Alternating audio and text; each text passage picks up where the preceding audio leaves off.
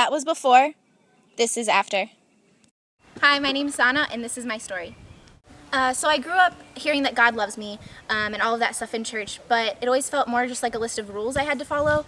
They were simple rules, kind of just like obey your parents and be nice to your siblings, but I was really thankful for those things at the time, but as I grew up, I began to internalize those things and thought that that was how God viewed me, that I had to follow a list of rules in order to please Him and earn His love.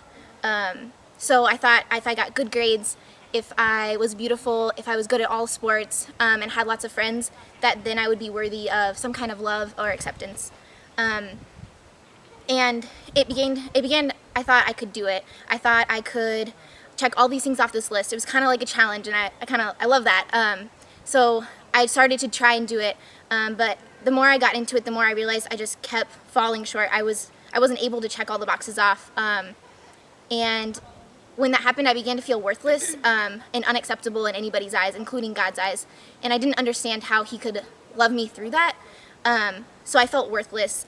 These things that I was doing and trying to do, they began to define who I was. They really confined me. And then when I was in high school, I joined a youth group where I saw people that were really pursuing a relationship with God, and I didn't really know what that meant.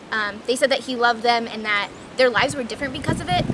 And I thought, if this God loved them, could He love me? And what did that look like for Him to love me or to have a relationship with Him?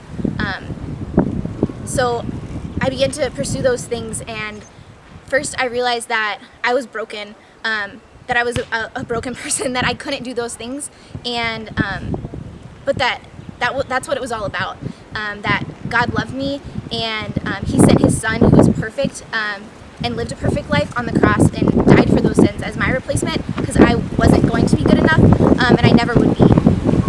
This set me free. Now I was free. I didn't have to live up to somebody's expectations, and so this left me desiring a relationship with the Lord, desiring to get to know who He was, this God that did love me, and didn't expect me to be confined by a checklist, but I could just be me and be happy with that, and loving Him. So before I was confined, but now I'm free.